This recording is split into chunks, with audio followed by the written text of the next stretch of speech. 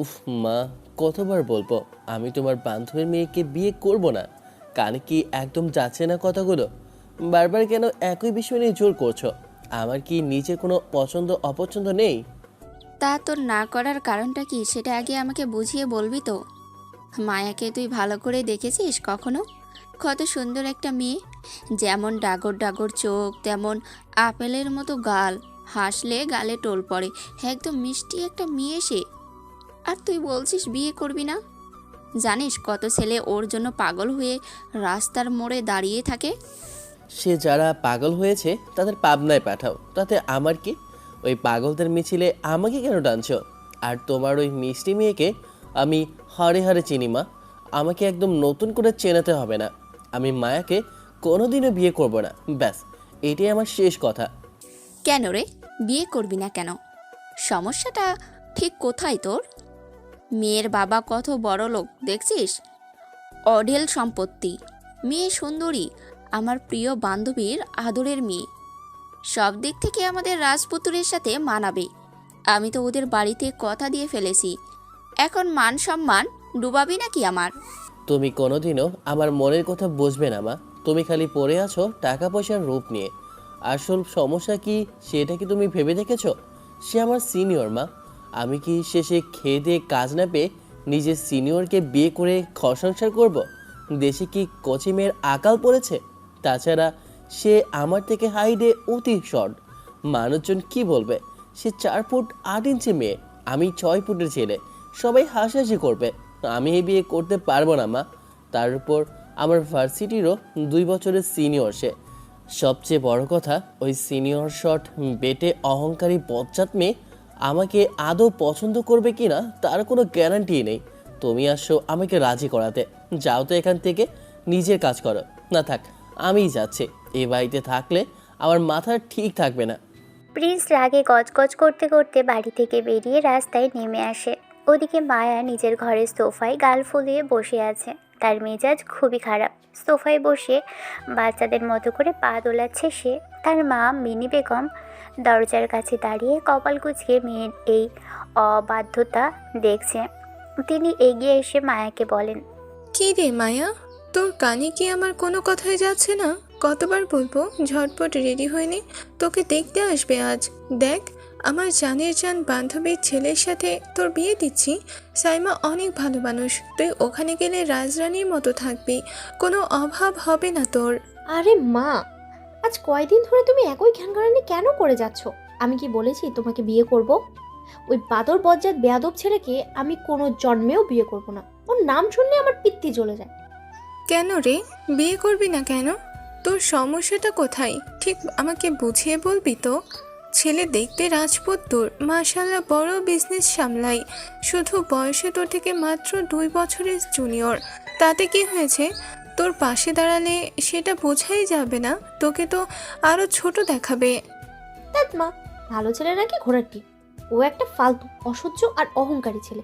তাকে আমি হাড়ে হাড়ে চিনি। লম্বু খাটাস একটা। দেখলে মনে হয় রাস্তার কারেন্টের খাম্বা দাঁড়িয়ে আছে। আমি কি খাম্বার সাথে ঘর সংসার করবো নাকি?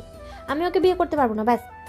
আরে লম্বা হোক আর জুনিয়র হোক তাতে আমাদের কোনো সমস্যা নাই, লম্বা ছেলে তো দেখতে ভালো লাগে। তাছাড়া ছেলেও তো রাজি হয়েছে, তোর মতো একটা বাটুল মাইয়াকে সিনিয়র জেনেও সে বিয়ে করতে চাইছে। আর এর চেয়ে ভাগ্য আর কি হতে পারে? উল্টো তোরই তো খুশি হওয়া উচিত। কি শুরু করলাম মা? নিজের পেটের মেয়েকে তুমি এভাবে অপমান করলা। আমি এখন কার কাছে যাব? হ্যাঁ, কি হবে আমার? ও আল্লাহ গো, আমি ওই শয়তান ছেলেকে বিয়ে করব না। এটা অনেক খারাপ। যেমন কথা কাটাকাটি করে তেমনই ঝগড়াটে। ওর সাথে থাকলে একদিনও শান্তিতে থাকা যাবে না। চুপ, একদম চুপ, বেশি কথা বলবি না। যা বলছি তাই শোন, চুপচাপ এই শাড়িটা পরে রেডি হয়ে নে। যদি মেহমান আসার আগে রেডি না দেখি তাহলে তোর খবর আছে বলে দিলাম। আমার মান সম্মান নিয়ে একদম ছিনিমিনি খেলবি না। কথাটা বলেই মিনি বেগম গটগট করে রান্নাঘরের দিকে চলে যায়। মায়া সোফায় বসে রাগে জোরে জোরে শ্বাস নিতে থাকে। তার নাক মুখ ফুলে লাল হয়ে যাচ্ছে। সে বড় বড় করে শ্বাস নিচ্ছে আর মনে মনে প্রিন্সের 14 গোষ্ঠী উদ্ধার করছে। এই বিয়ে সে কিছুতেই হতে দিবে না। কিন্তু উপায় কি? হুট করে তার মাথায় একটা বুদ্ধি খেলে যায়। সে চোরের মতো গিয়ে মায়ের মোবাইল থেকে প্রিন্সের নাম্বারটা জোগাড় করে নিয়ে আসে। মায়া ফোন হাতে নিয়ে বিড়বিড় করে বলে, দাঁড়া খাম্বা, তোর বিয়ের স্বাদ আমি খোঁজাচ্ছি। তুই যদি রাজি না হোস তবেই এই আপদ বিদায় হবে। মায়া বেশ কয়েকবার প্রিন্সকে কল দেয়, কিন্তু কপাল খারাপ, প্রিন্সের মোবাইল বন্ধ দেখাচ্ছে। রাগে মায়ের ফোনের স্ক্রিনটাই ভেঙে ফেলতে ইচ্ছে করছে। অবশেষে কোনো উপায় না পেয়ে সে সরাসরি হবু শাশুড়ি মানে প্রিন্সের মা সাইমা বেগমকে কল দেয়। ফোন বাজতেই ওপাশ থেকে সাইমা বেগম রিসিভ করেন। হ্যালো আন্টি, আমি মায়া বলছি। হ্যাঁ মা, মায়া বলো, কেমন আছো তুমি? তোমার জন্যই তো আমরা সব গুছিয়ে ফেলেছি। প্রিন্সও খুব এক্সাইটেড। আন্টি আসলে আমি আপনাকে ফোন দিয়েছি একটা কথা বলতে। আমি আপনার ওই বজ্জাত, না মানে আপনার অতি আদরের ভালো ছেলে প্রিন্সকে না বিয়ে করতে পারবো না, আমাকে মাফ করবেন। ও মা, সে কি কথা? কেন মা, কোনো অসুবিধা হয়েছে? আমাদের প্রিন্স তো খুব ভালো ছেলে। কারণ সে আমার 2 বছরের জুনিয়র আন্টি। তার উপরে আমার লম্বু ছেলে একদমই পছন্দ না, আমি লম্বু দেখলেই ভয় পাই। আর বড় কথা হলো আমিও সিনিয়র আপু, একই ভার্সিটিতে পড়ি। তার উপর দিয়ে আমার হাইট ওর পেট সমান। আমি কিভাবে ওর সাথে মানিয়ে চলবো বলেন তো? আমরা যখন রাস্তা দিয়ে হাঁটবো মানুষজন কী বলবে? বলবে কি বড় ভাই তার ছোট বোনকে নিয়ে যাচ্ছে। ছি ছি, আমি এটা ভাবতে পারছি না। ও, এই সামান্য ব্যাপার, এটা কোনো সমস্যাই না মা। সিনিয়র জুনিয়র নিয়ে আমাদের পরিবারের কোনো আপত্তি নেই। ছেলে আমার বিজনেস করে, পড়াশোনাও করছে, সে তোমাকে অনেক পছন্দ করে। ওর হাইট নিয়ে চিন্তা করছো কেন? তুমি 10 ইঞ্চি পেন্সিল হিল পরে ওর সাথে বের হবে, তাহলেই তো হয়ে গেল। কিন্তু আন্টি, আপনি আসলে আসল সমস্যাটা বুঝতেই পারছেন না। ও যখন প্রতিদিন সকালে কাজে বের হবে, আমি তখন ওর কপালে একটা বিদায় বেলার চুমু দেওয়ার মতো ভাগ্য পাবো না। ভাবেন তো একবার, ভালোবাসাটা কি অপূর্ণ থেকে যাবে না? ও আকাশে থাকবে আর আমি পাতালে, এভাবে কি সংসার হয়? সাইমা মায়ের কথাগুলো শুনে হাসতে থাকে। কয়েক সেকেন্ড হাসার পর সাইমা বলে, আরে বোকা মেয়ে, কেন হবে না? চুমু দিতে চাইলে টুলের উপর দাঁড়িয়ে চুমু দিবা। কত সুন্দর বুদ্ধি, এতে ভালোবাসার গভীরতা আরও বাড়বে। এই কথা শুনে মায়ের মাথায় রক্ত চড়ে যায়। সে আর সহ্য করতে পারে না। রাগে হিতাহিত জ্ঞান হারিয়ে সাইমা বেগমের মুখের উপর ঠাস করে ফোনটা কেটে দেয়। তারপর সব পরিকল্পনা ভেস্তে যাচ্ছে। সে বুঝতে পারছে না এই বিপদ থেকে কিভাবে মুক্তি পাবে। ঘরে ফিরে সে বালিশে মুখ গুজে চিৎকার করতে থাকে, কারণ তার মা আর শাশুড়ি দুজনেই যেন তাকে এই কারেন্টের থাম্বার গলায় ঝুলিয়ে দিয়ে বদ্ধপরিকর। কারণ তার মা আর শাশুড়ি দুজনেই যেন তাকে এই কারেন্টের খাম্বার গলায় ঝুলিয়ে দিতে বদ্ধপরিপক। প্রিন্স বাধ্য হয়ে তার মা বাবার সাথে মায়াদের বাড়িতে এসেছে। মায়াও বাধ্য হয়ে সেজেছে। সাইমা আর মিনি দুজন ঘনিষ্ঠ বান্ধবী, আর সেই সুবাদে মায়া আর প্রিন্সের বিয়ের ব্যবস্থা করেছে ওরা দুজন। বাড়ির সবাই রাজি, কিন্তু মায়া আর প্রিন্স দুজনই চায় না একে অপরকে বিয়ে করতে। এর পিছনে কারণ মাসখানেক আগে ঘটা একটা ঘটনা। চলুন তাহলে ওরা দুজন কেন একে অপরকে অপছন্দ করে সেটা বলা যাক। ফ্ল্যাশব্যাক। প্রচণ্ড বৃষ্টি হয় সেদিন। প্রিন্স তার বন্ধুর থেকে একটা সাইকেল নিয়ে ভার্সিটিতে ঘুরছিল। বৃষ্টির কারণে রাস্তায় ঠিকমতো দেখা যাচ্ছিল না। রাস্তার এক পাশ দিয়ে মায়া তার বিশাল এক কালো ছাতা নিয়ে খুব সাবধানে হাঁটছিল। মায়ের পরনে ছিল একটা শাড়ি। এক হাতে ছাতা ধরে অন্য হাতে শাড়ির কুচি একটু উঁচু করে ধরে কাদা বাঁচিয়ে খুব সাবধানে পা ফেলছিল সে। প্রিন্স সাইকেলের প্যাডেল জোরে ঘুরিয়ে এদিকেই আসছিল। হঠাৎ রাস্তার একটা ঢালু গর্তে জমে থাকা কাদায় সাইকেলের চাকা স্লিপ কাটে। নিয়ন্ত্রণ হারিয়ে সাইকেলটা সরাসরি মায়ের দিকে এগিয়ে যায়। প্রিন্স ঘাবড়ে গিয়ে চিৎকার করে বলে, আরে সরুন সরুন, সামনে থেকে সরুন, ব্রেক কাজ করছে না, লাগলো কিন্তু। কিন্তু মায়া কিছু বুঝে ওঠার আগেই সাইকেলটা তার পিছনের দিকে একদম খাজের সাথে এসে জোরে ধাক্কা মারে। মায়া টাল সামলাতে না পেরে ভারসাম্য হারিয়ে সরাসরি সামনে এক হাঁটু কাদার মধ্যে মুখ থুবড়ে পড়ে যায়। আর প্রিন্স, ওর সাইকেলটা গর্তে থেমে যায়। আর প্রিন্সও ছিটকে গিয়ে সরাসরি মায়ের পিঠের উপর আছড়ে পড়ে। তারও চোখে কাদা চলে যায়। তবে প্রিন্স কাদার স্পর্শ পেয়ে আরাম বোধ করে, বিড়বিড় করে বলে, আহ কি নরম কাদা, যাক বাবা, হাড়গোড় ভাঙেনি, অপরওয়ালা বাঁচিয়ে দিয়েছে। আমার অন্তত কোথাও চোট লাগেনি। কাঁথাটা বেশ গদির মতো নরম তো। মায়া অবস্থা তখন শোচনীয়। সে কাদার মধ্যে উপুর হয়ে লেপ্টে আছে।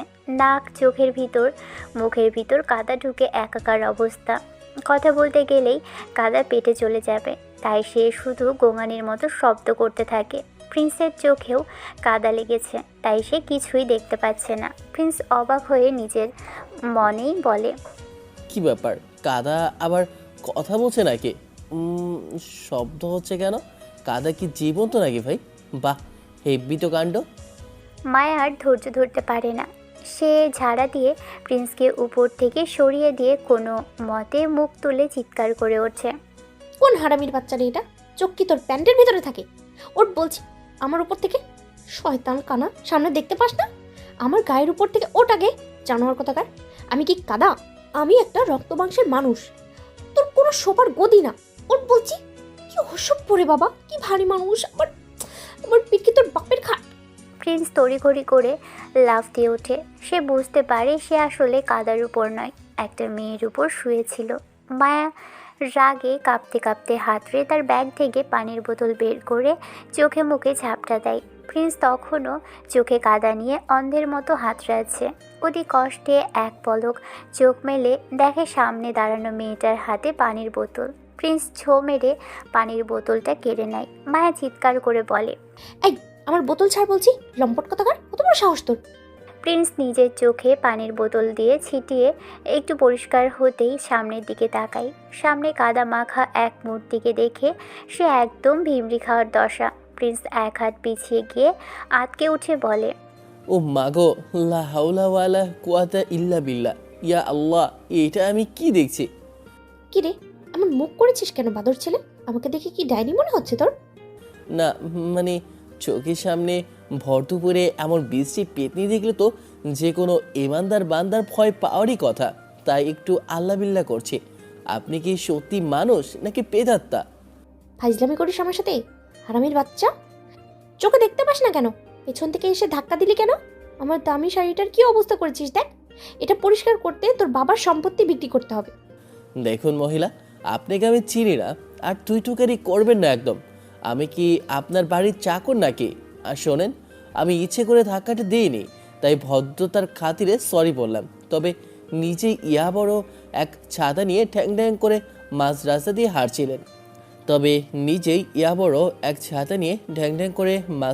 হাঁটছিলেন। আপনার ওই ছাতার আড়ালে তো সামনের রাস্তা দেখা যাচ্ছিল না। আমি ব্রেক করতেই চাকা স্লিপ করে আপনার ওই কাদা ভর্তি নরম পা। মায়া তেড়ে এসে প্রিন্সের শার্টের কলার ধরতে গিয়েও কাদার জন্য পারে না। সে চেঁচিয়ে বলে, চুপ কর বজ্জাত, খবিস ইডিয়েট জানোয়ার। আমার আমার শরীর নিয়ে কথা বলবি না একদম। তোর চালাকি না আমি সব বুঝতে পেরেছি। ইচ্ছা করে পেছন থেকে ধাক্কা দিয়ে এখন আমার বড় বড় কথা বলছিস। তোর ওই সরি দিয়ে না আমি কি ধুয়ে পানি খাবো নাকি পূজা করবো? রূপের কি বাহার, যেই না একদম চিকনা চেহারা, তার আবার মেজাজ কত। আমার ওপর চোটপাট দেখাচ্ছেন। জানতো নিজের রাস্তা মাপন, নইলে আমিও কিন্তু এমন সব কথা শোনাতে জানি যে কান দিয়ে থোয়া বের হবে। সম্মান দিয়ে কথা বলছি, সম্মান নিয়ে কেটে পড়ুন পেতনি মহিলা। মায়ের রাগে গজগজ করতে করতে কাদামাখা শাড়ি টেনে কোনো মতে সেখান থেকে চলে যায়। প্রিন্সও সেদিন বিড়বিড় করতে করতে সাইকেল নিয়ে চলে আসে। আর সেদিনের সেই ঘটনার পর থেকেই প্রিন্স ঠিক করে রেখেছে এই মেয়েকে সে কোনোদিনও সহ্য করবে না। ভার্সিটির ঘটনার পর থেকে মায়া প্রিন্সকে আর প্রিন্স মায়াকে সহ্য করতে পারে না। কিন্তু তার ঠিক 5 দিন পর ঘটে আরেকটা ঘটনা। মায়া একটা রিকশায় বসে ভার্সিটির দিকে যাচ্ছে। উল্টো দিক দিয়ে প্রিন্স বাইক নিয়ে আসছিল। এমন সময় রাস্তার মোড়ে একটা ছোট্ট ফুলওয়ালি মেয়ে হুট করেই দৌড় দেয়। প্রিন্স তাকে বাঁচাতে গিয়ে বাইকটা জোরে ব্রেক কষে, কিন্তু ধাক্কা পিছলে বাইকটি সরাসরি মায়ের রিকশার চাকার উপর গিয়ে আছড়ে পড়ল। মুহূর্তের মধ্যেই ঘটে যায় বিপত্তি। রিকশাওয়ালা ছিটকে পড়ে ড্রেনের পাশে, আর মায়ের রিকশার সিট থেকে ডিগবাজি খেয়ে সোজা গিয়ে পড়ে রাস্তার পাশের একটা বালুর স্তূপের উপর। আর বাইক গিয়ে প্রিন্স পড়ে মায়ার ঠিক উল্টো দিকে। প্রিন্স ধুলো ঝাড়তে ঝাড়তে উঠে দাঁড়ায়। তার বাইকটার লুকিং গ্লাস ভেঙে চুরমার হয়ে গেছে। সে রাগে চিৎকার করে ওঠে, শালা, দিনটা আজ খারাপ। কার মুখ দেখে যে সকালে ঘুম থেকে উঠেছি। মায়া বালুর স্তূপ থেকে কোনো মতে মাথা তুলে থুতু করে মুখ থেকে বালু বের করে। তার মাথায় চুলে, চোখের পাতায় আর কামিজে বালু মেখে একাকার। সে চিৎকার করে বলে, এই জানো, এই ড্রাকুলা, এই কারেন্টের খাম্বা, চোখে কি সরিষের ফুল দেখছিস? বাইক চালাচ্ছিস নাকি প্লেন? তোর বাইকের জন্য কি আমার জীবনটা যাবে নাকি? আমার কি অবস্থা দেখেছিস? দেখ। প্রিন্স মায়ের গলার আওয়াজ শুনে চমকে ওঠে। সে হেলমেট খুলে ভালো করে তাকিয়ে দেখে সেই মায়া। তাকে দেখেই প্রিন্সের মেজাজ এক লাফে সপ্তমে চড়ে যায়। ওহো, আবার এই শর্ট আতার বস্তা পেতনি। তাই তো বলি আমি অ্যাক্সিডেন্ট কেন করলাম। ওই রিক্সায় বসে কি নবাবজাদিগিরি করছিলেন যে সামনের দিক দিয়ে একটা মেয়ে গেল, তাকে সেভ করতে গিয়ে লেগেছে আমার। আপনার ওই আলু মার্কা মুখের জন্যই অ্যাক্সিডেন্ট হলো, আর আমার বাইকের যে ক্ষতি হয়েছে সেটা কি আপনার বাবা শোধ করবে? তোর কত বড় সাহস, তুই আমার বাবাকে নিয়ে কথা বলিস? তুই নিজেই তো একটা আতপাগল, রাস্তা দিয়ে বাইক নয় প্লেন চালিয়ে যাচ্ছিস। বাইক পেয়ে হিরো সাজার শখ জাগ না? হিরো সাজার জন্য কি আমার রিক্সাটাই পেয়েছিলি? তোর এই লোহার লক্কর ছক্কর গাড়িটা নিয়ে নর্দমায় গিয়ে পড়তিস, আমার উপরে কেন এলি? চুপ করুন একদম। লঙ্কর জঙ্কল বলছেন আমার বাইককে?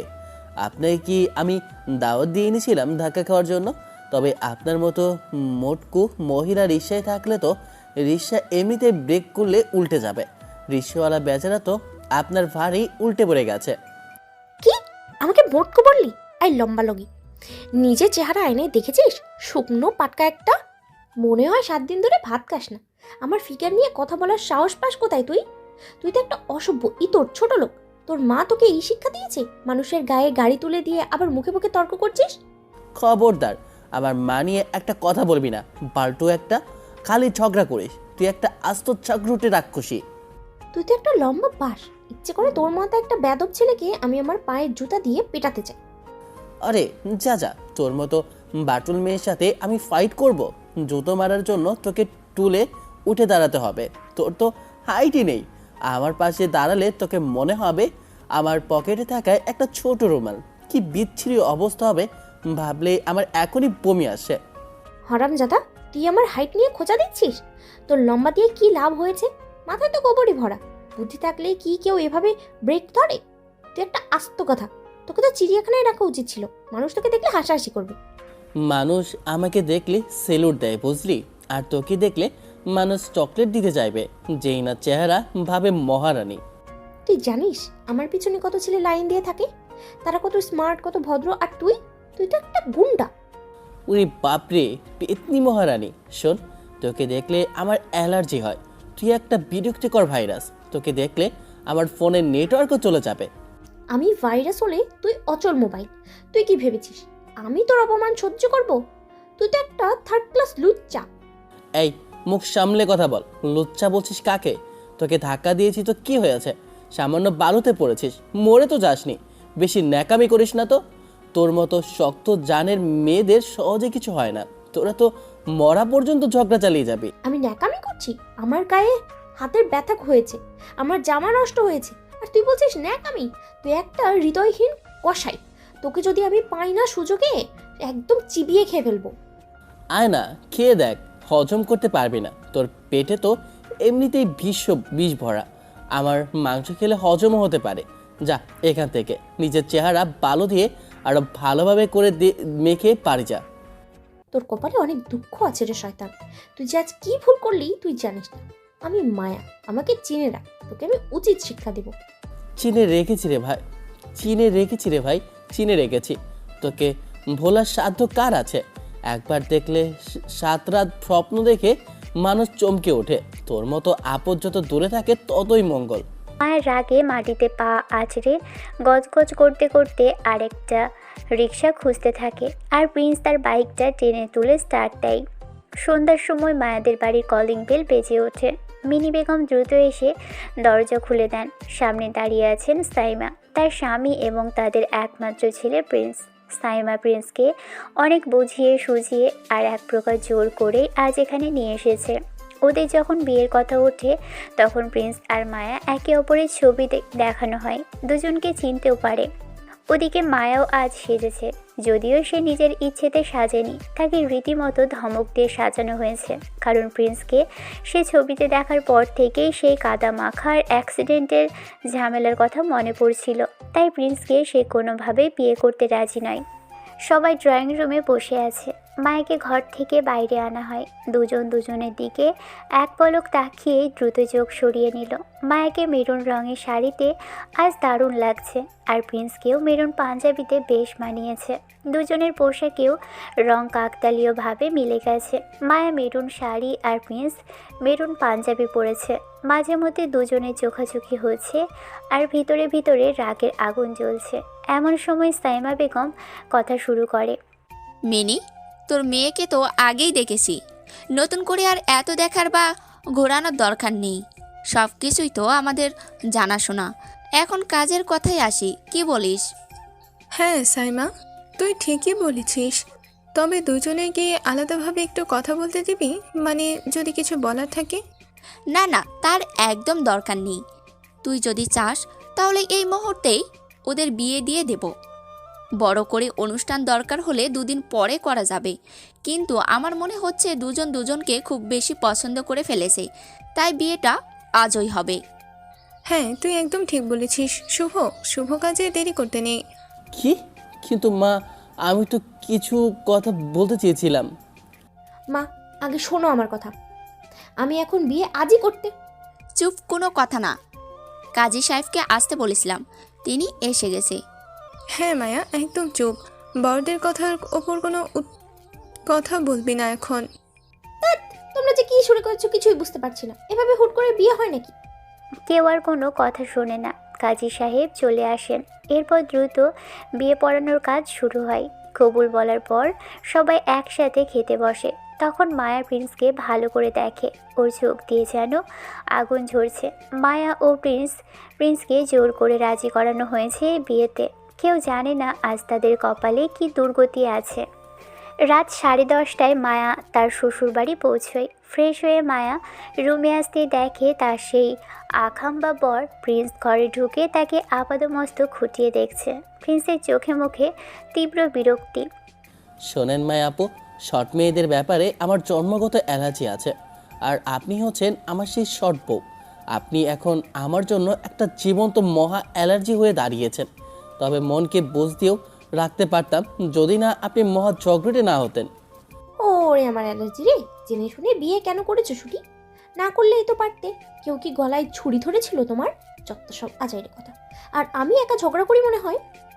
দেখুন, বিয়ের কথা অনেক আগেই শুনেছে, কিন্তু আপনি যে এত বেশি শর্ট সেটা ছবির অ্যাঙ্গেল দেখে বুঝতে পারিনি।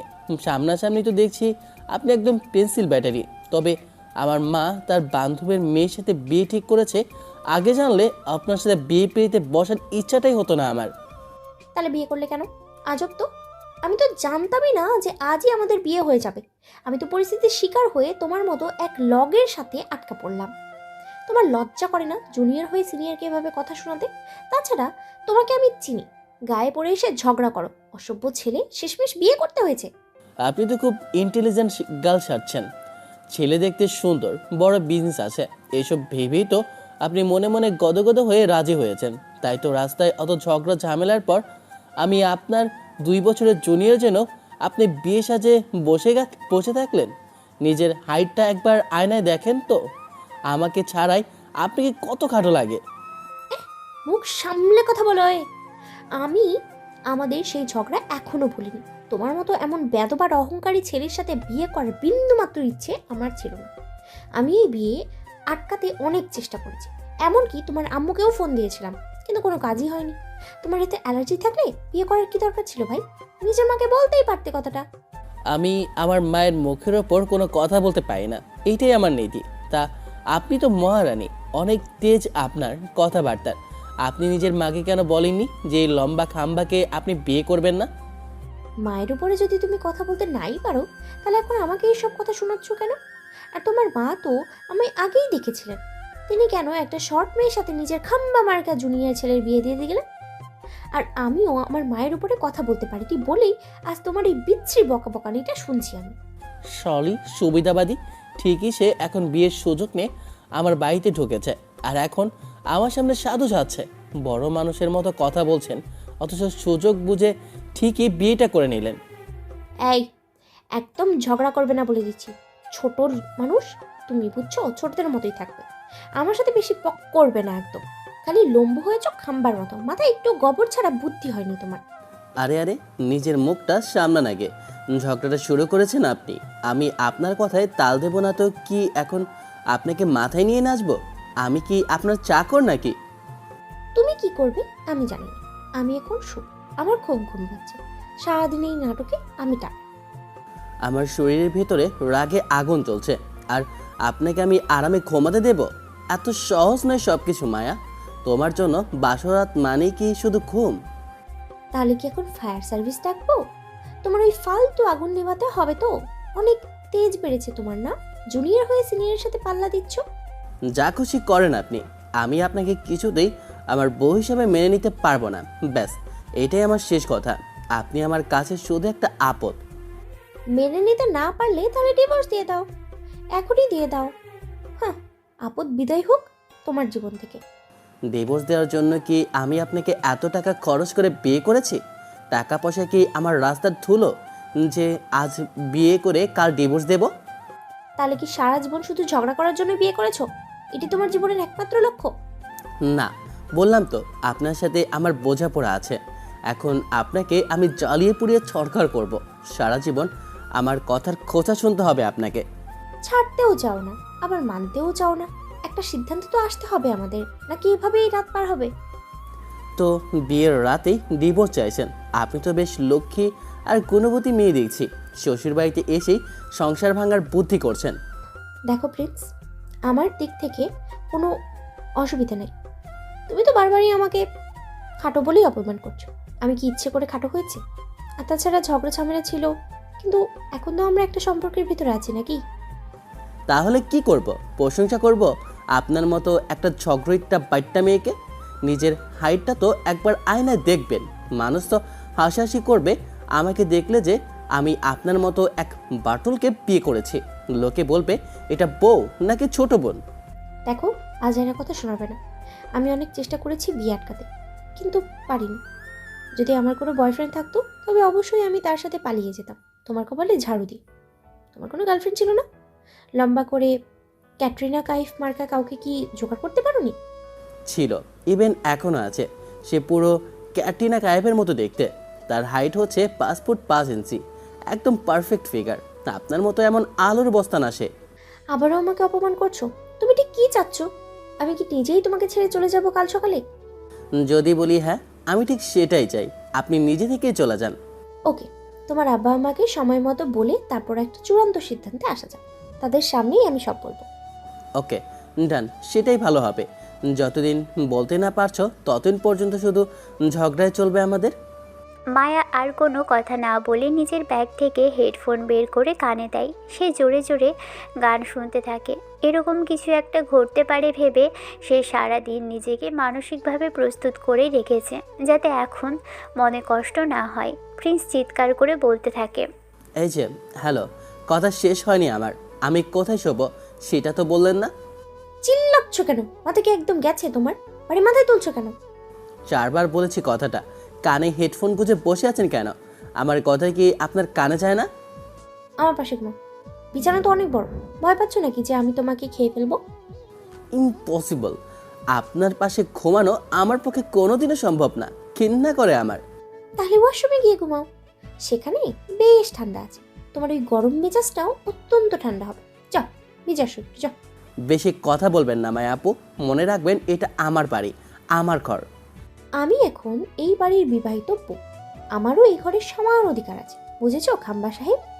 মায়া চুপ হয়ে আবার গান শুনতে থাকে। প্রিন্স রাগে আর অপমানে পাগলের মতো পায়চারি করতে থাকে। ওরা যখন একে অপরের সাথে ঝগড়া আর কথা কাটাকাটি করছে, ঠিক তখনই দরজায় কড়া নাড়ার শব্দ শোনা যায়। হঠাৎ শব্দ শুনে দুজনই চমকে ওঠে। প্রিন্স মায়াকে তাড়াতাড়ি স্বাভাবিক হওয়ার ইশারা করে এবং নিজে গিয়ে দরজা খুলে দেয়।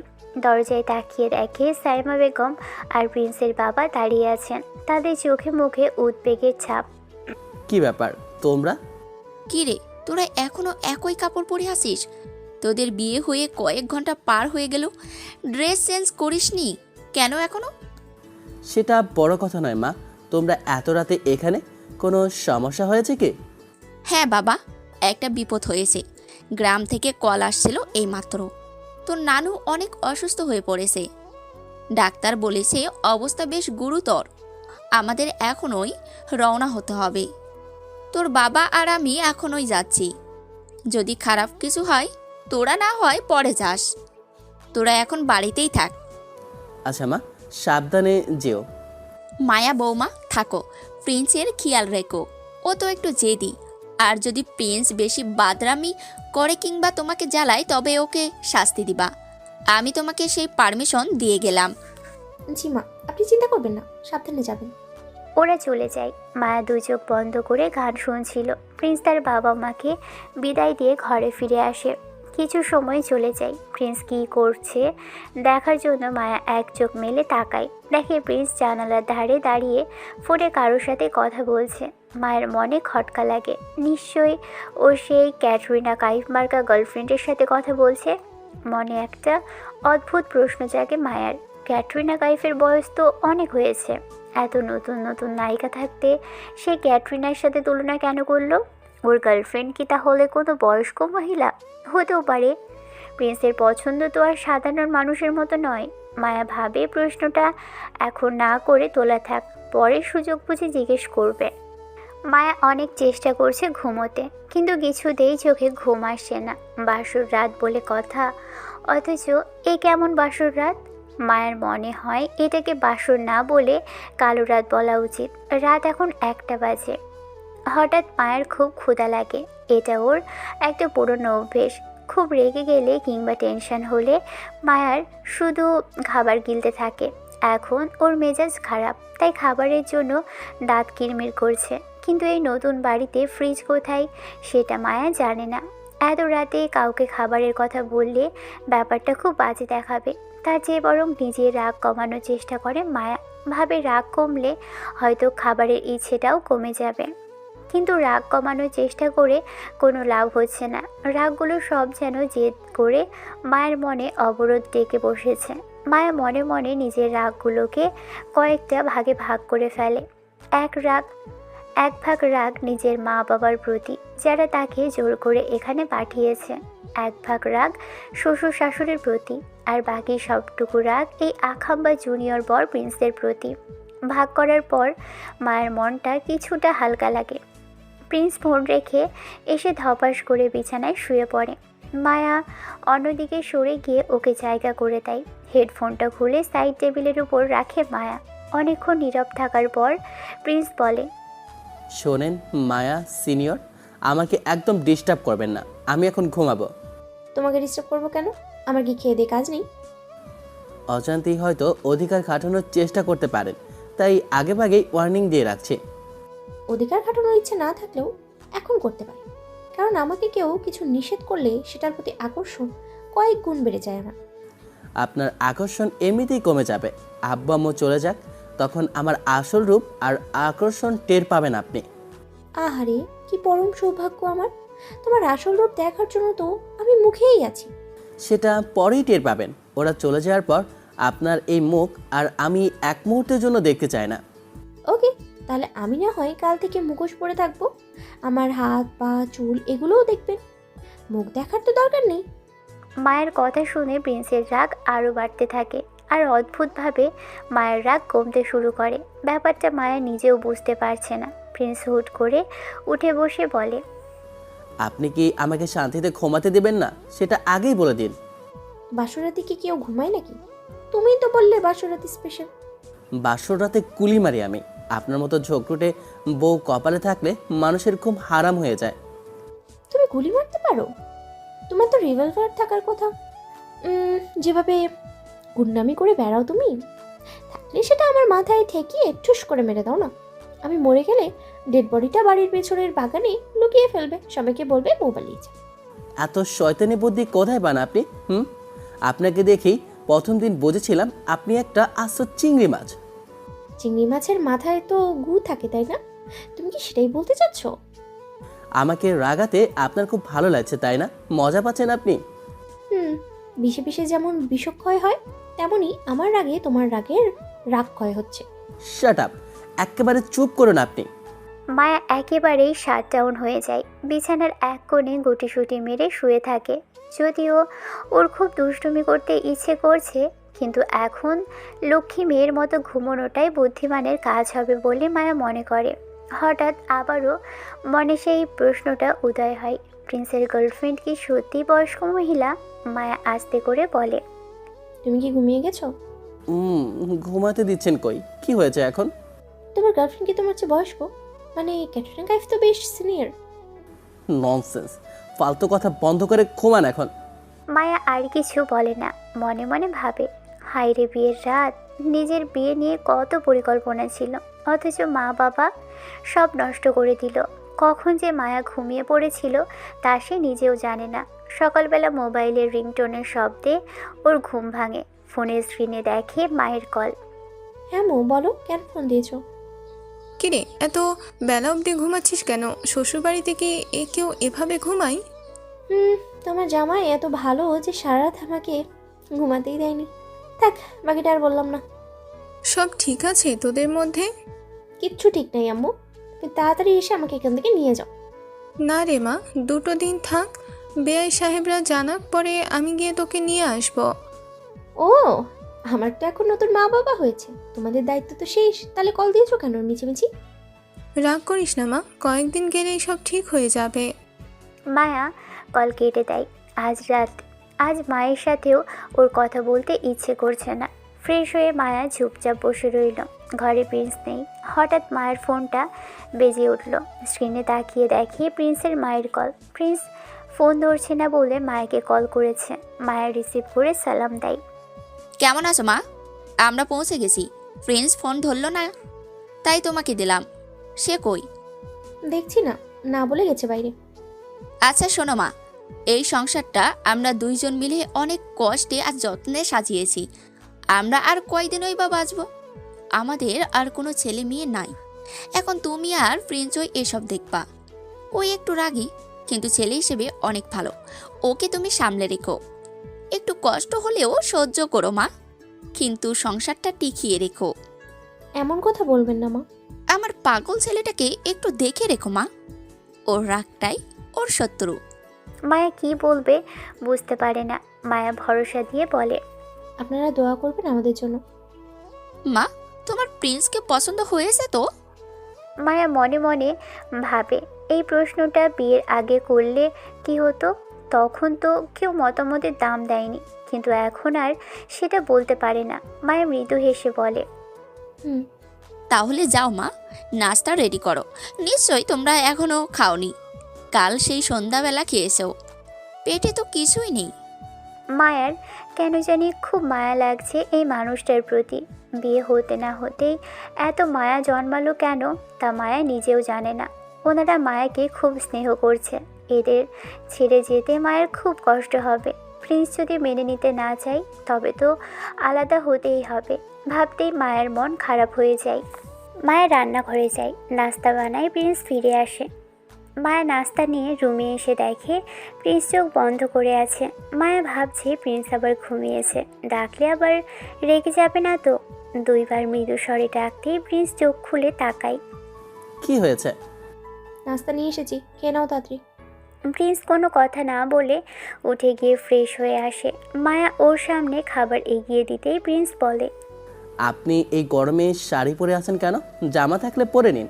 মায়া চুপচাপ দাঁড়িয়ে থাকে। প্রিন্স খেতে শুরু করে। একবারও মায়াকে খেতে বলছে না। মায়েরও খুব ক্ষুধা পেয়েছে। প্রিন্স মায়ের দিকে তাকিয়ে বলে, আপনি খেয়েছেন? না, খাইনি। বসো, একসাথে খেয়ে নাও। মায়াও একটা প্লেট নিয়ে খাওয়া শুরু করে। খাওয়ার পর মায়া গোসল সেরে একটা সালোয়ার কামিজ পরে নিল। ঘরে আসতেই দেখে প্রিন্স ট্যাপ ট্যাপ করে মায়ের দিকে তাকিয়ে আছে। মায়া খুব সহজ ভঙ্গিতে ব্যাগ থেকে নিজের জিনিসপত্র বের করে ড্রেসিং টেবিলের সামনে বসে। চোখে কাজল দেয়, হালকা লিপস্টিক লাগায়, আর চুলগুলো আঁচড়ে ছেড়ে দেয়। আয়নায় তাকিয়ে মায়া দেখে প্রিন্স পিছন থেকে মুচকি হাসছে। মায়া মাথা ঘুরিয়ে ওর দিকে তাকিয়ে জিজ্ঞেস করে, হাসছো কেন তুমি? আপনার ওজন 40 কেজি, তাই না? তুমি কিভাবে বুঝলে? অনুমান করলাম আপনার চেহারার গড়ন, ওয়েট সব কিছুই হাইটের সাথে পারফেক্টলি ম্যাচ করেছে। এখন আপনাকে একদম ছোট পুতুলের মতো লাগছে, যে কেউ দেখলে বলবে আপনি ক্লাস 8 বা 9-এ পড়েন। মায়া একটু হাসে। প্রিন্স গম্ভীর হয়ে বলে, আপনার হাসিটাও তো সুন্দর, চুলগুলোও দারুণ, সব মিলিয়ে আপনাকে রূপবতী বলা যায়। কিন্তু হাইটটাই আসল প্রবলেম। আমার ফ্রেন্ড সার্কেল সবার সামনে আমি আপনাকে কিভাবে পরিচয় করে দেব? আপনার সাথে বাইরে বের হব কিভাবে? সবাই ভাববে আপনি হাই স্কুলের বাচ্চা, আর যদি পরে জানে আপনি সিনিয়র কি হবে? হাসবে সবাই। এইসব ভাবলে আমার মাথা গরম হয়ে যায়। এত মাথা গরম করতে হবে না তোমার, আমি তো চলেই যাব। তখন তোমার ওই ক্যাটরিনাকেই বিয়ে করে ফেলো। আপনাকে নিয়ে থাকাটা আসলে সম্ভব না আমার পক্ষে। প্লিজ কষ্ট পাবেন না। আমি কি করব বলুন? আমি পারবো না এভাবে জীবন কাটাতে। তোমাকে পারতে হবে না, কিন্তু এভাবে সামনাসামনি বললে আমার নিজেকে খুব ছোট মনে হয়। আমি খুব অপমানিত বোধ করি। তুমি এভাবে আর বলো না। তুমি যা চাও তাই হবে। মা বাবা গ্রামে চলে গেছে, চিন্তা নেই, আমার মুখ দেখতে হবে না তোমাকে। মায়ের কথা শুনে প্রিন্স চুপ হয়ে যায়। প্রিন্সকে আর কিছু বলার সুযোগ না দিয়ে মায়া হন হন করে ঘর থেকে বেরিয়ে রান্নাঘরের দিকে চলে যায়। মনটা বিষণ্ণ হয়ে থাকলেও পেটের ক্ষুধা আর দায়িত্ববোধ ওকে স্থির থাকতে দেয় না। বেশ কিছু সময় পার করে নিজ হাতে রান্না শেষ করে মায়া ঘরে ফিরে আসে। রুমে ঢুকে মায়া অবাক হয়ে দেখে প্রিন্স আয়নার সামনে দাঁড়িয়ে পরিপাটি হয়ে সাজগোজ করছে। কিন্তু ওর পরনের শার্টটা দেখে মায়া ভ্রু কুঁচকে ফেলে। ও একটা গাঢ় হলদেটে খয়েরি রঙের শার্ট পরেছে, যা প্রিন্সের উজ্জ্বল গায়ে রঙের সাথে একদমই মানাচ্ছে না। কোথাও যাচ্ছ তুমি? বাইরে যাব, একটু কাছে, বন্ধুর সাথে দেখা হতে পারে। কিন্তু এই গুকালার শার্ট পরেছো কেন? তোমাকে একদম মানায়নি, বিচ্ছিরি লাগছে দেখতে। প্রিন্স মায়ার কথা শুনে থমকে যায়। আয়নায় নিজেকে একবার দেখে নিয়ে মায়ের দিকে অদ্ভুত চোখে তাকিয়ে বলে, কি কালার বললেন আপনি? আবার বলুন তো। কেন, কানে শোনোনি? বললাম তো গুকালার শার্ট পরেছো, খুলে ফেলো এটা। এই নামে কোনো কালার পৃথিবীতে আছে বলে তো আমার জানা ছিল না। আপনি কি নতুন কোনো ডিকশনারি বের করেছেন মায়াপো? এই পচা হলুদের মতো রংটাতে আমাদের এলাকায় গু কালার বলা হয়। তুমি জানো না? বড় বড় বিজনেস করো আর এই সাধারণ রঙের নাম জানো না? আর হ্যাঁ, আমাকে আপু টাকা বন্ধ করো তো। না, আপনার কাছে তো দেখছি কত আজব কিছু শেখা আছে। তবে একটা কথা স্বীকার করতেই হয়, আমি ভাবছিলাম আপনার হাতের রান্না হয়তো কেউ মুখেও তুলতে পারবে না, কিন্তু আপনার রান্না আসলে প্রশংসা পাওয়ার যোগ্য। রান্না খেয়ে মনে হচ্ছে আপনি তো পাক্কা রাঁধুনি। যাক, অবশেষে প্রশংসা করতে শিখলে তাহলে, থ্যাঙ্কস। মায়া লজ্জায় একটু হেসে দিয়ে বলে। প্রিন্স আলমারি থেকে একটা আকাশি রঙের টি শার্ট বের করে পরে নেয়। তারপর মায়ের সামনে দাঁড়িয়ে একটা চক্কর দিয়ে বলে, এইবার ঠিক আছে তো? এই রঙে নিশ্চয়ই এই বিশ্রী নামটা দেবেন না? হ্যাঁ, এখন অনেক বেশি হ্যান্ডসাম লাগছে তোমাকে। বাবা, কি নাম দিলেন রঙের! গু কালার, ভাবলেই হাসি পায়। প্রিন্স হা হা করে হাসতে থাকে। মায়া অপলক চোখে ওর হাসির দিকে তাকিয়ে থাকে। হাসলে ছেলেটাকে আসলেও অনেক সুন্দর দেখায়। হাসি থামিয়ে প্রিন্স বিছানার উপর নিজের মোবাইলটা রেখে মায়ের দিকে তাকিয়ে বলে, শোনেন মায়া, আমার মোবাইলটা একটু দেখুন তো। কেন, আমি ওটা দিয়ে কী করবো? আম্মু বলেছে আপনাকে একটা ভালো আইফোন কিনে দিতে। আমার এই ফোনটা এখনও নতুন। আপনি কি এটাই নেবেন, নাকি আপনাকে একদম ব্র্যান্ড নিউ নতুন একটা কিনে দেব? আমার নতুন কোনো ফোনের দরকার নেই, আমার যেটা আছে তাতেই চলবে। অপচয় করার প্রয়োজন নেই কোনো। ফোনটা এখানেই রেখে যাচ্ছি, আপনি ঘেঁটে দেখুন। যদি ভালো লাগে তবে এটাই নিন। আর শুনুন, ফ্রিজে ভ্যানিলা আইসক্রিম আছে, ইচ্ছে হলে খেয়ে নিন। আমি আসছি, আর ঠিক মতো থাকবেন। ঝগড়াটে পাট্টা আপু। মায়া রেগে যায়। প্রিন্স আর কিছু না বলে বের হয়ে যায়। প্রিন্স তার বন্ধু রিমার জন্মদিনে এসেছে। রিমাদের বাড়ির বার্থডে পার্টিতে আসলেও তার মনটা যেন বাড়িতেই পড়ে আছে।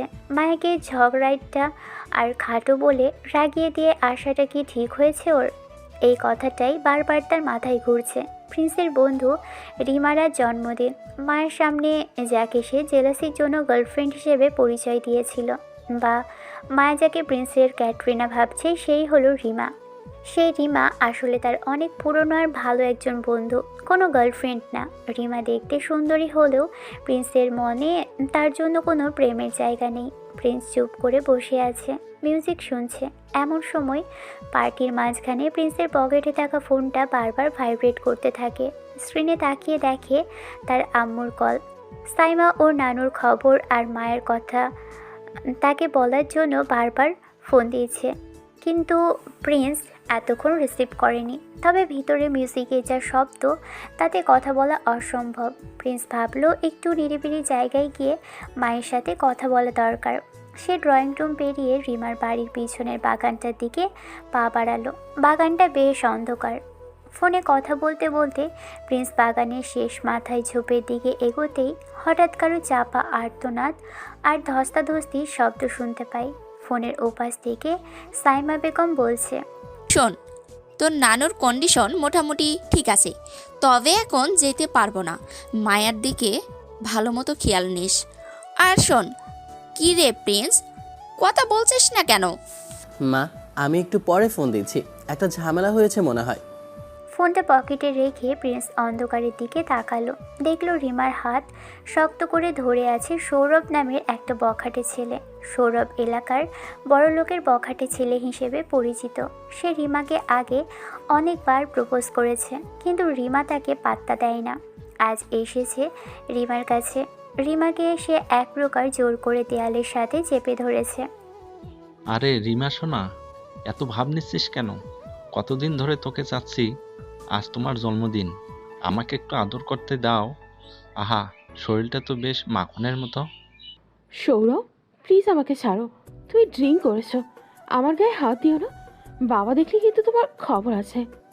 তোমার বাবা মাই ফুট, ওই বুড়া শালা আমার কি করবে? দেখ তোমার বাবা কোথায় ড্রিঙ্ক করে পড়ে আছে। এখন এদিকে এসো তো, একটা কিস করি আগে। সৌরভ যখন জোর করে রিমার মুখে মুখ ছোঁয়াতে যাচ্ছিল, ঠিক তখনই প্রিন্স সামনে এসে দাঁড়ায়। সে সৌরভের কলার ধরে এক ঝটকায় রিমার থেকে দূরে সরিয়ে দিল। তারপর বলে, এই জানোয়ারের বাচ্চা, তোর এত বড় সাহস! মেয়েটির শরীরে হাত দিস, সাহস কত তোর? সৌরভ টালমাটাল অবস্থায় চাল সামলে নিয়ে হাসি দিল। তার চোখ জোড়া নেশায় লাল হয়ে আছে। ওরে আমার হিরো আসছে। কিরে প্রিন্স, রিমা কি তোর একার মাল? বন্ধু হিসেবে একটু ভাগ দিলে কি হয়? তুই তো এখন বিবাহিত পুরুষ, ঘরে নতুন মাল আসছে, আমাদের দিকে একটু নজর দে। মুখ সামলে কথা বল সৌরভ, আর এক মুহূর্ত এখানে থাকলে তোকে আমি জ্যান্ত পুঁতে ফেলবো। বেরিয়ে যা এখান থেকে। সৌরভ এবার আরও বাজে গালিগালাজ শুরু করে। সে প্রিন্সের মায়ের নাম তুলে গালি দেয়। তুই আমাকে ভয় দেখাচ্ছিস? তোর ওই মা যে তোকে জন্ম দিয়েছে, সেও তো একটা। গালিটা শেষ করার আগেই প্রিন্স এক সজোরে ঘুষে বসালো সৌরভের নাকে। সৌরভ ছিটকে মাটিতে পড়ে গেল। প্রিন্স ওর বুকের উপর চেপে বসে এলো পাথারি মারতে শুরু করলো। তোর এত বড় সাহস, তুই আমার মাকে নিয়ে গালি দিস? অস্ত্রকে আমি মেরেই ফেলবো। সৌরভ মার খেতে খেতে হঠাৎ পকেট থেকে একটা ধারালো সুইচ গিয়ার চাকু বের করলো।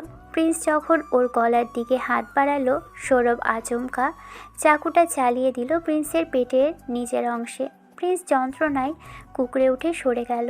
তার টি শার্টের এক পাশ মুহূর্তেই রক্তে ভিজে লাল হয়ে গেছে। কাটাটা বেশ গভীর হয়েছে। রিমা চিৎকার করে উঠল। প্রিন্স, তোমার রক্ত বেরোচ্ছে। সৌরভ তখন উঠে দাঁড়িয়ে হাসতে হাসতে বলল, কেমন লাগে রে হিরো? মাকে নিয়ে গালি দিয়েছি তো কি হয়েছে, এখন নিজের জান বাঁচা। প্রিন্স যন্ত্রণার মধ্যেও সৌরভকে ধরার জন্য পা বাড়ায়, কিন্তু সৌরভ আর সেখানে দাঁড়ায় না। সে বাগানের দেয়াল টপকে পালিয়ে গেল। প্রিন্স কয়েক কদম পিছু নিল, কিন্তু অতিরিক্ত রক্তক্ষরণে তার মাথা ঘুরতে লাগলো। সে বুঝতে পারল পিছু নেওয়া এখন বোকামি হবে। রিমা কাঁদতে কাঁদতে এগিয়ে এলো। প্রিন্স, তুমি ভেতরে চলো, ড্রেসিং করতে হবে। আমি সবাইকে রাখছি। না রিমা, এখন ভেতরে গেলে স্টিনকেট হবে। সবাই জানাজানি হলে আমার আম্মু আব্বু টেনশন করবে। আমি বরং বাড়ি চলে যাই, সামান্য কাটা ঠিক হয়ে যাবে। প্রিন্স তোর কথা না শুনে বাগান দিয়ে বেরিয়ে বাইক স্টার্ট দিল।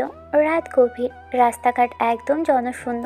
তার ক্ষতস্থান থেকে অনবরত রক্ত বের হচ্ছে। সে ভাবলো কোনো ফার্মেসি থেকে ব্যান্ডেজের ওষুধ নেবে, কিন্তু দেখলো রাস্তার সব দোকান আর ফার্মেসি বন্ধ। যন্ত্রণায় তার কপালে ঘাম জমেছে। কোনো উপায় না দেখে সে সোজা বাড়ির দিকে বাইক চালালো। বাড়িতে মায়া একা। প্রিন্স জানে বাড়িতে ঢুকলে মায়াকে সব বলতে হবে, আর মায়া তার মা বাবাকে বলবে। কিন্তু এই অবস্থায় একা থাকা সম্ভব নয়। তার শরীর ক্রমশ নিস্তেজ হয়ে আসছে।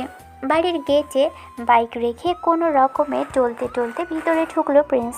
তার পেটের পাশের অংশটা এখন অসাড় হয়ে গেছে। রক্তক্ষরণে তার সারা শরীর ঝিমঝিম করছে। মায়া জেগেই ছিল, মনটার ভীষণ খারাপ। জানালার কাছে গুটিসুটি মেরে বসে সে অনেক কিছু ভাবছে। প্রিন্সের বাবা মা গ্রাম থেকে ফিরে আসলেই মায়াকে একটা চূড়ান্ত সিদ্ধান্ত নিতে হবে। তাদের বলতে হবে যে সে প্রিন্সকে ছেড়ে চলে যেতে চায়, কারণ প্রিন্স তাকে চায় না। প্রিন্সের কাছে সে পৃথিবীর সবচাইতে অপছন্দের একটা মেয়ে।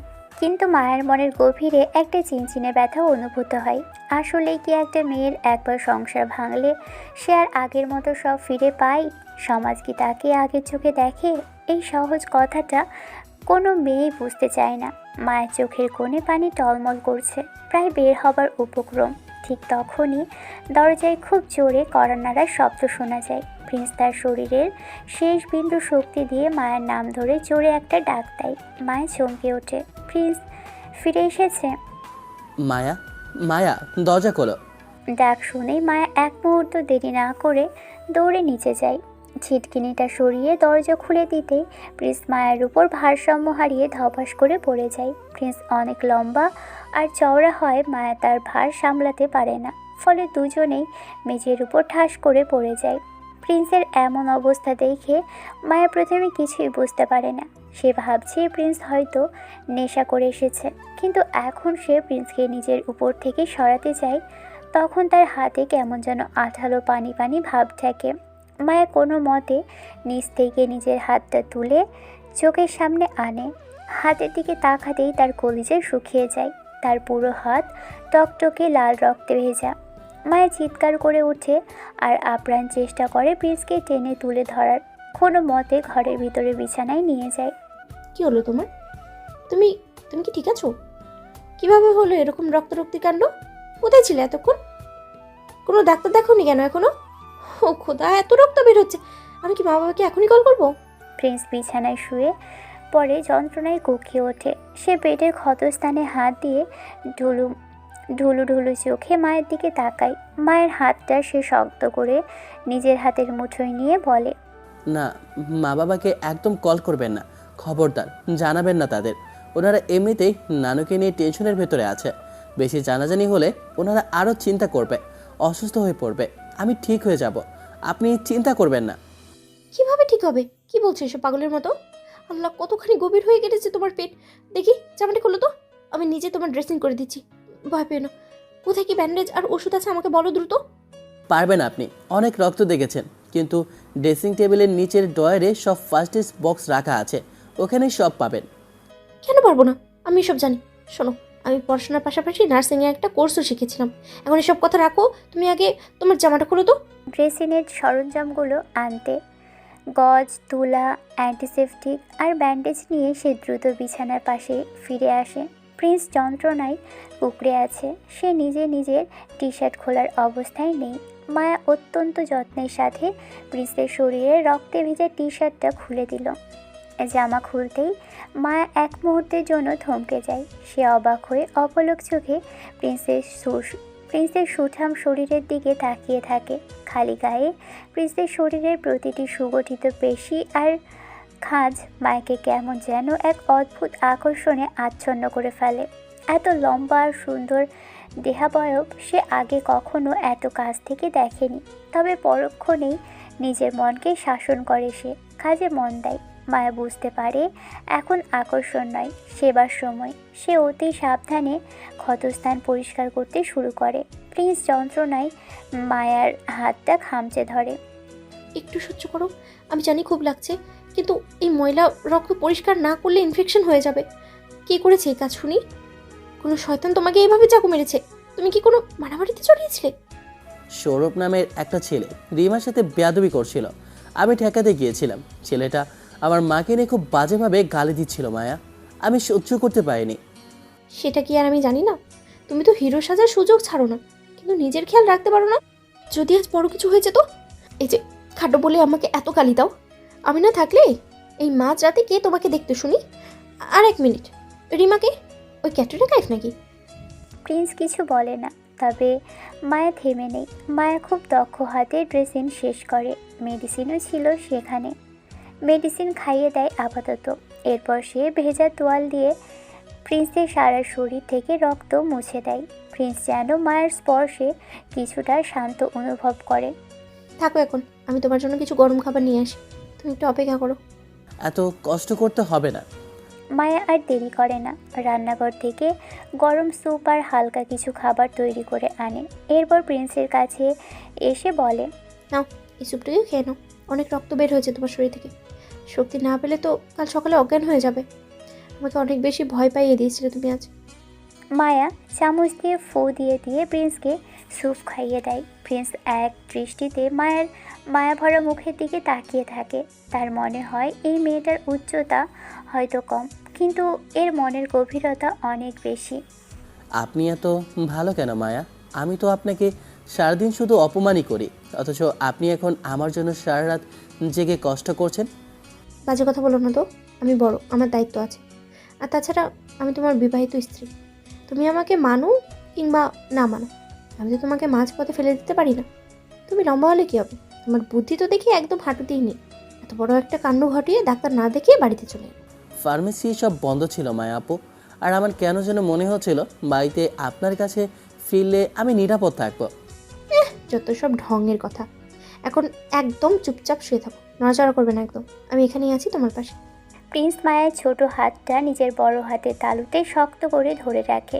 মায়া সারা রাত একবারের জন্য চোখ বন্ধ করে না। সে কখনো প্রিন্সের কপালে হাত দিয়ে জ্বর আসছে কিনা দেখে, কখনো বা ক্ষতস্থানে ড্রেসিং পরিষ্কার করছে।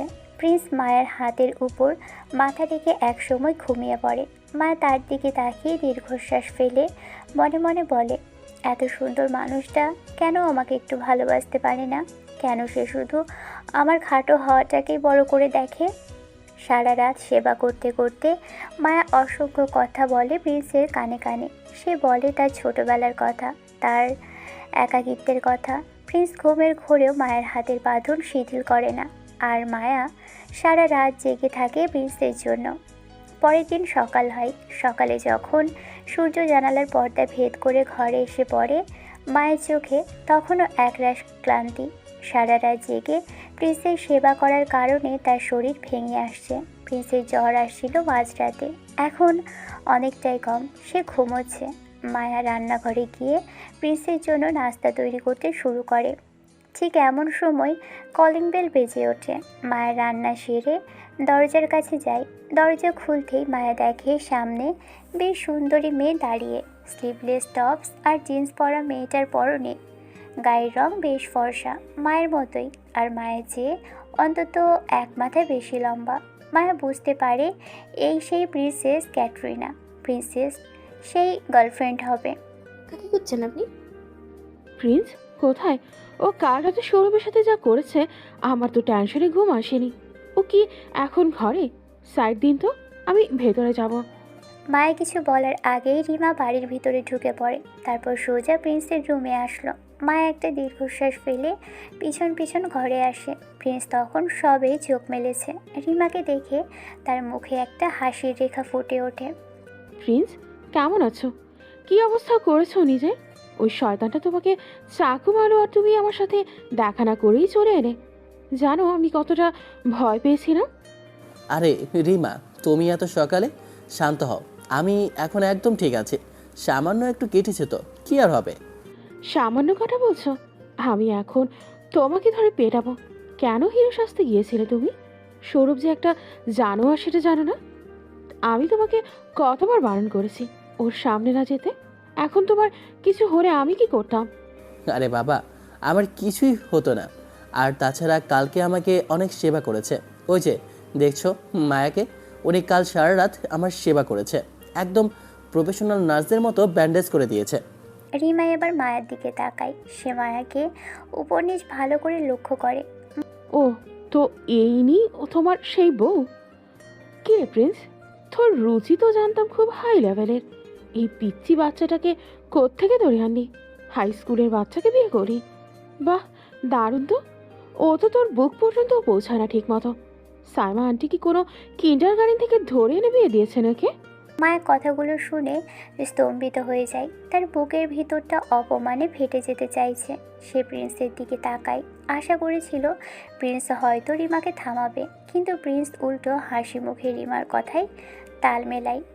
আরে রিমা, মা পছন্দ করে দিয়েছে, আমার তো কিছু করা ছিল না। এখন তো এর সাথেই দিন কাটাতে হবে। মায়া দাঁড়িয়ে আছে কেন? যাও তো রিমার জন্য আর আমার জন্য স্পেশাল কফি আর নাস্তা নিয়ে আসো। আচ্ছা। মায়া কিচেনে চলে যায়। তার চোখে পানি টলমল করছে। সে ভেবেছিল কাল সারা রাত সেবা করার পর প্রিন্স হয়তো তাকে একটু সম্মান দেবে, কিন্তু সে তার বন্ধুদের সামনে মায়াকে কাজের লোকের মতো অর্ডার দিচ্ছে। কিচেনে দাঁড়িয়ে মায়া শুনতে পাই রুম থেকে রিমার হাসির শব্দ আসছে। প্রিন্স, আমি ভাবছি তুমি যখন ওর সাথে বাইরে বের হবা, লোকে কি বলবে? লোকে তো মনে করবে তুমি তোমার ছোট বোনকে স্কুল থেকে আনতে গিয়েছিলে। ওর জন্য তোমাকে নিশ্চয়ই একটা হাই হিল জুতার দোকান খুলে দিতে হবে। তুমি ঠিক বলেছো রিমা, আসলে এই শর্ট মেয়েদের নিয়েই বাইরে বের হওয়াটাই একটা বড় বিড়ম্বনা।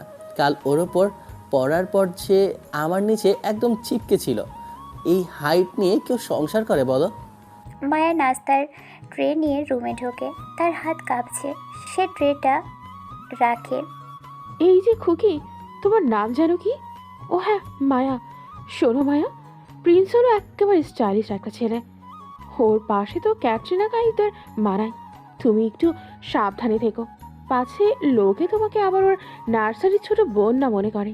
আচ্ছা, ছোটবেলায় কমপ্লেন খাওনি বুঝি? মায়া এবার আর চুপ থাকতে পারে না। সে প্রিন্সের দিকে সরাসরি তাকিয়ে বলে, লম্বা হলেই যে মানুষের বুদ্ধি পারে না, সেটা তো আমি কাল রাতেই দেখেছি।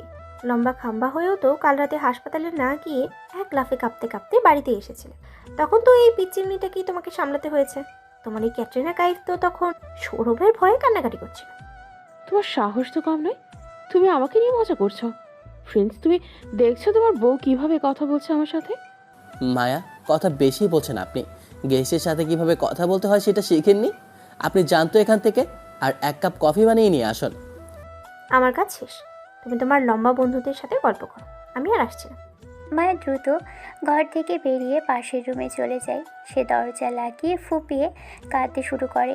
সে মনে মনে বলে, ছি প্রিন্স, আমি সারা রাত জেগে তোমার সেবা করলাম, আর তুমি এক সেকেন্ডে ওই মেয়েটার সামনে আমাকে তুচ্ছ করে দিলে।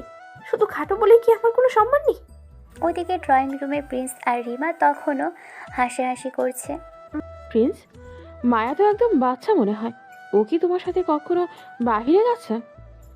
ওসব নিয়ে তোমাকে ভাবতে হবে না রিমা, আমি তো বলেই দিয়েছি কয়েকদিন পর ওকে ওর বাপের বাড়ি পাঠিয়ে দেব। ও আমার সাথে ম্যাচ করে না। মায়া দেওয়ালের ওপাশ থেকে সব শুনতে পায়। তার আত্মসম্মানে প্রচণ্ড আঘাত লাগে। সে আজই সিদ্ধান্ত নেয় প্রিন্সের মা বাবা ফিরে আসা পর্যন্ত সে আর অপেক্ষা করবে না। যে বাড়িতে তার কোনো মূল্য নেই, সে বাড়িতে সে এক মুহূর্ত থাকবে না। রিমা চলে যাওয়ার পর পুরো বাড়িতে নীরবতা বিরাজ করছে। প্রিন্স ড্রয়িং রুমের সোফায় বসে পায়ের উপর পা তুলে আয়েশ করছিল, যেন কিছুই হয়নি। মায়া ধীর পায়ে ঘর থেকে বেরিয়ে আসে। তার চোখ দুটো লাল হয়ে ফুলে আছে, কিন্তু সেখানে এখন আর কান্নার চিহ্ন নেই, বরং এক ধরনের কঠোর সিদ্ধান্ত ফুটে উঠেছে। মায়াকে দেখে প্রিন্স কিছুটা অপ্রস্তুত হয়ে হাসার চেষ্টা করে। আরে মায়া, আপনি কি এখনো রেগে আছেন? রিমা তো মজা করছিল। ও একটু চঞ্চল তো, তাই হয়তো ওর কথাগুলো আপনার গায়ে লেগেছে। ওসব সিরিয়াসলি নেওয়ার কিছুই নেই। আমি সব বুঝেছি প্রিন্স। এটাই তোমার সেই ক্যাটরিনা কাইফ মার্কা গার্লফ্রেন্ড, যার কথা কাল রাতে তুমি বলেছিলে? যে মেয়েটা আমার বাড়িতে এসে আমার সামনে আমাকে এভাবে নিচু করে অপমান করলো, আর তুমি তার পাশে বসে দাঁত বের করে হাসলে। তুমি একবারের জন্য তাকে থামানোর প্রয়োজন মনে করনি। একবারও আমার হয়ে তাকে ডিফেন্ড করলে না। তুমি কেন করলে না? আরে শুনুন তো মায়া, আপনি তো তিলকে তাল করছেন। আমি আসলে ভাবিনি আপনি এতটা মাইন্ড করবেন। চুপ করো, তোমার কোনো কৈফিয়ত আমি শুনতে চাই না। আমি আজ বুঝে গেছি যে আসলে আমার মতো শর্ট মেয়েকে তুমি কোনো দিনই তোমার পাশে কল্পনা করোনি। তুমি আমাকে কোনো দিনই পছন্দও করোনি, এমনকি মানুষ হিসেবে ন্যূনতম সম্মানটুকু দেওয়ার প্রয়োজনও মনে করোনি। তোমার কাছে আমি শুধু একটা বোঝা। আমি কাল সারা রাত নিজের সবটুকু দিয়ে তোমার সেবা করেছি। সেটা আমার ভালোবাসা ছিল, সেটা ছিল একজন মানুষের প্রতি আরেকজন মানুষের মনুষ্যত্ব। কিন্তু তুমি সেটা ভালোবাসা মানুষত্বের প্রতিদান দিলে আমাকে অন্যের সামনে ছোট করে। আমি আজই চলে যাচ্ছি প্রিন্স। এই মুহূর্তে আমি এই বাড়ি থেকে বিদায় নিব। তোমার আর তোমার ওই লম্বা রাজকুমারীদের মধ্যে পুরো মাঠ খালি করে দিয়ে যাচ্ছি। চিন্তা করো না, আমি তোমার বাবা মাকে গিয়ে বলবো না যে তুমি আমাকে তাড়িয়ে দিয়েছো। আমি ওদের বলবো যে আমি নিজ থেকেই চলে এসেছি, আমি তোমার সাথে মানিয়ে নিতে পারছি না। তোমার কোনো দোষ হবে না, তোমার কোনো ভাবমূর্তি নষ্ট হবে না। তুমি তোমার ওই পারফেক্ট 5 ফুট 5 ইঞ্চির পৃথিবী নিয়ে সুখে থাকো। হাবার মতো মায়ের কথাগুলো শুনছে। সে যেন বিশ্বাসই করতে পারছে না যে এই শান্ত মেয়েটা হঠাৎ এত কঠোর হতে পারে। মায়ের ব্যক্তিত্বের সামনেই প্রিন্স নিজেকে হঠাৎ খুব ছোট অনুভব করতে থাকে। বিয়েটা যখন হয়েছিল ভেবেছিলাম অন্তত বন্ধুত্বের একটা জায়গা থাকবে, কিন্তু তুমি তো বন্ধুর সামনে আমাকে কাজের মেয়ে বানিয়ে রাখলে। আমি কি খুবই কুৎসিত? আমি কি খুবই অযোগ্য? শুধু উচ্চতা দিয়ে কি মানুষের বিচার হয়? তুমি লম্বা হয়েও তো কাল রাতে রিমার সম্মান বাঁচাতে গিয়ে আমার কাছেই আশ্রয় নিয়েছিলে। তখন কেন রিমার কাছে সাহায্য চাইলে না? আসলে তোমার উচ্চতা না শুধু শরীরে, মনে নয়। মায়া হনহন করে নিজের ঘরের দিকে আলমারি খুলে তার সামান্য কিছু কাপড় ব্যাগে ভরতে শুরু করে। প্রিন্স দরজার সামনে এসে দাঁড়ায়, কিন্তু তার মুখ দিয়ে কোনো শব্দ বের হয় না। সে যেন পাথর হয়ে গেছে।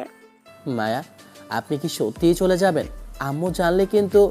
মায়া ব্যাগের চেনটা টেনে এক ঝটকায় উঠে দাঁড়ায়। প্রিন্সের চোখের দিকে তাকিয়ে শেষবারের মতো বলে, আম্মু জানলে কি হবে তা নিয়ে তোমাকে ভাবতে হবে না, আমি সব গুছিয়ে বলবো। আর শোনো, পেন্সিল হিল পরে হাইট বাড়ানো যায় প্রিন্স, কিন্তু নিচু মানসিকতা নিয়ে কখনো কারোর মনে সমান হওয়া যায় না। ভালো থেকো তোমার ভাব নিয়ে। মায়া ব্যাগটা কাঁধে নিয়ে গটগট করে সিঁড়ি দিয়ে নেমে যায়। প্রিন্স বিমূঢ় হয়ে দাঁড়িয়ে থাকে।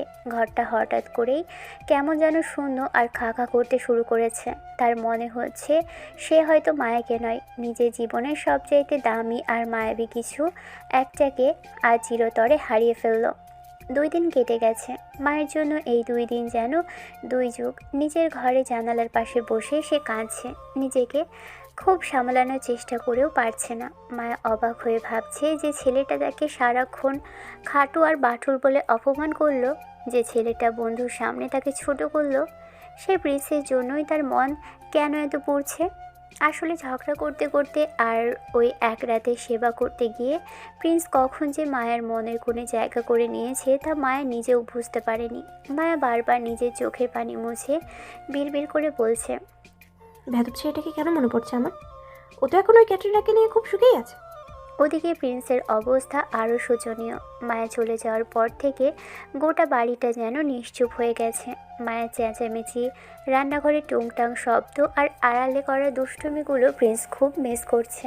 সে এখন বুঝতে পারছে মায়ের ওই ছোট ছোট হাতের সেবা আর কেয়ার তার জীবনের জন্য কতটা গুরুত্বপূর্ণ ছিল। প্রিন্স সিদ্ধান্ত নেয় যেভাবেই হোক মায়াকে ফিরিয়ে আনবে। তবে এবার শুধু ফিরিয়ে আনা নয়, সে মায়াকে একটা বড় সারপ্রাইজ দিতে চায়। প্রিন্স রিমাকে সব খুলে বলে। রিমা নিজের ভুল বুঝতে পারে এবং প্রিন্সের পরিকল্পনায় রাজি হয়। তারা দুজনে মিলে মায়াদের বাড়ির সামনে এসে দাঁড়ালো। মায়া বারান্দায় দাঁড়িয়েছিল। নিজে তাকাতেই তার রক্ত হিম হয়ে যায়। সে দেখে প্রিন্স তার বাইক নিয়ে দাঁড়িয়ে আছে, আর তার পিছনে সেই রিমা। মায়ের রাগে আর দুঃখে মরে যেতে ইচ্ছে করছে। সে ভাবলো, ওই ছেলেটাকে একটুও লজ্জা নেই, এখন আমার বাড়ির সামনেও ওই মেয়েটাকে নিয়ে এসেছে আমাকে অপমান করতে।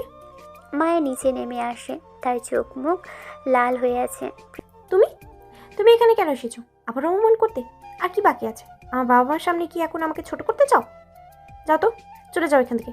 একদম আমার ছায়া মারবে না তুমি। প্রিন্স বাইক থেকে নেমে শান্ত চোখে মায়ের দিকে তাকায়। তার চোখে আজ কোনো উপহাস নেই, আজ একরাশ মায়া। তোমার জন্য এসেছি মায়া, তোমাকে নিতে এসেছি। ঠক করো না তো একদম। তোমার ক্যাটরিনাকে তো সাথে করেই নিয়ে এসেছো। যত সব আদিক্ষেতা। ওকে দিয়ে এখন পার্কে যাও, আমার বাড়ির সামনে কেন? ওই কি দেখাতে এনেছো যে তোমার বউ কত খাটো? আরে ধুর, তুমি ভুল বলছো। ওটা আমার শুধুই ভালো ফ্রেন্ড। তোমাকে সত্যিটা বলতেই ওকে আজ সাথে করে আনছি। রিমা, এবার তুমিই বলো, না হলে এই মেয়ে তো আমার কাছে ঝাঁটামেটা করবে। রিমা নেমে এগিয়ে আসে। সে মায়ের হাত ধরার চেষ্টা করে, কিন্তু মায়া হাত সরিয়ে নেয়। ভাবি প্লিজ আমার ওপর রাগ করবে না। সেদিন আমি যা বলেছি সব ছিল প্রিন্সের শেখানো নাটক। প্রিন্স আসলে আপনাকে প্রথমে একটু অবহেলা করতে চেয়েছিল যাতে আপনি ওকে ছেড়ে চলে যান। ও চেয়েছিল প্রমাণ করতে যে ওর চয়েস খুব হাই। কিন্তু বিশ্বাস করুন ভাবি, আপনাদের বিয়ের প্রথম রাত থেকেই ওর মুখে আপনার প্রশংসা ছাড়া আর কিছুই শুনিনি। বিশেষ করে আপনি যেভাবে ওর ক্ষত পরিষ্কার করেছেন, পরে ও শুধু আমাকে সেটাই বলেছিল, প্রিন্স আপনাকে সত্যি অনেক ভালোবেসে ফেলেছে ভাবি। ও শুধু স্বীকার করতে ভয় পাচ্ছিল। মায়া থমকে দাঁড়ায়। সে অবিশ্বাসী দৃষ্টিতে প্রিন্সের দিকে তাকায়। প্রিন্স মাথা নিচু করে দাঁড়িয়ে আছে। প্রেম হয় তাই না? প্রেম হয় বলেই বন্ধুর সামনে আমাকে অপমান করা হয়। তুমি জানো না প্রিন্স, একটা মেয়ের উচ্চতা নিয়ে খোঁচা দিলে তার কতটা লাগে? তুমি কি মানুষ নও? ভুল হয়ে গেছে মায়া আপু, আমি আসলে বুঝতে পারিনি আপনি এত সিরিয়াসলি নেবেন। আমি তো ভেবেছিলাম আপনার সাথে খুনসুটি করব, কিন্তু রিমার ওই কথাগুলো আমাকে খুব আঘাত দিয়েছিল। পরে আমি সত্যিই লজ্জিত। আমাকে কি একটা সুযোগ দেওয়া যায় না? মায়া গাল ফুলিয়ে অন্যদিকে তাকিয়ে থাকে, তারপর বলে, সুযোগ? কিসের সুযোগ? আমি আর ওই বাড়িতে যাব না। তুমি বরং তোমার ওই 5 ফুট 5 ইঞ্চির কাউকেই খুঁজে নাও। আমি তো তোমার পেট পর্যন্ত পৌঁছাই না। প্রিন্স একটা মুচকি হাসে। সে মায়ের খুব কাছে এসে নিচু হয়ে কানে কানে বলে, পেট পর্যন্ত না পৌঁছালে কি হবে? আমার কলেজার একদম মাঝখানে কিন্তু আপনিই বসে আছেন। আর শোনো, ওই যে চুলের উপর দাঁড়িয়ে চুমু দেওয়ার আইডিয়াটা আম্মু দিয়েছিল না, ওটা কিন্তু আমার খুব পছন্দ হয়েছে। ট্রাই করে দেখবে নাকি? মায়ের রাগে প্রিন্সের বুকে একটা কিল বসিয়ে দেয়। অসভ্য ব্যাধ, একদম শয়তান হয়েছে তুমি। এখনো ফাজলামো করছো আমার সাথে? আরে বাবা, মারছো কেন? আমি তো সত্যি বলছি, তোমার এই খাটো হাইটাই তো এখন আমার কাছে সবচাইতে কিউট লাগে। তোমাকে একদম পকেট ম্যানের মতো পকেটে ভরে রাখতে ইচ্ছা করে। খবরদার, আর একবার খাটো বললে কিন্তু আমি সত্যি সত্যি মা বাবাকে বলে তোমার হাত পা ভেঙে দেবো। লম্বা লৌকিকতাকার। ঠিক আছে বাবা, আর বলবো না। এখন কি যাওয়া যায়? আম্মু আব্বু কিন্তু কাল ফিরে আসবে। ওনাদের কি বলবো যে বউ রাগ করে বাপের বাড়ি চলে গেছে, কারণ বরটাকে খাটো বলেছে। ওনারা তো আমাকে জ্যান্ত খবর দেবে। মায়া এবার হেসে ফেলে। তার চোখের পানি গাল বেয়ে নিচে নামছে, কিন্তু ঠোঁটে এখন হাসি। সে বুঝতে পারছে প্রিন্স তাকে আসলেও ভালোবাসে, শুধু প্রকাশের ধরনটা ছিল একটু অদ্ভুত। ভাবি, এবার তো মাফ করে দিন। আমি কান ধরছি, আর কোনোদিনও আপনাকে নিয়ে মজা করব না। প্রিন্স তো আপনার জন্য পাগল হয়ে আছে 2 দিন ধরে। মায়া প্রিন্সের দিকে তাকায়। প্রিন্স 2 হাত বাড়িয়ে দাঁড়িয়ে আছে। মায়া আর নিজেকে সামলাতে পারে না। সে সব অভিমান ভুলে এক দৌড়ে গিয়ে প্রিন্সকে শক্ত করে জড়িয়ে ধরে। প্রিন্স তাকে পাজাকোলা করে উপরে তুলে নেয়। এই না আমাকে, মানুষ মা বাবা দেখছে তো। কি অসভ্য ছেলে বাবা। দেখুক সবাই, আমি আমার বউকে কোলে নিয়েছি, তাতে কার কি? আজ থেকে তুমি আমার শর্ট বউ, আর আমি তোমার আখাম বাবর। আমাদের এই অদ্ভুত ছুটিটাই সেরা। মায়া প্রিন্সের বুকে মুখ লুকিয়ে কাঁদতে কাঁদতে হাসতে থাকে। প্রিন্স তার কপালে একটা দীর্ঘ চুমু খায়। বিকেলের পড়ন্ত রোদে দুজনের ছায়া মাটিতে মিশে একাকার হয়ে গেল। সেখানে উচ্চতার কোনো পার্থক্য নেই, আছে শুধু একরাশ ভালোবাসা।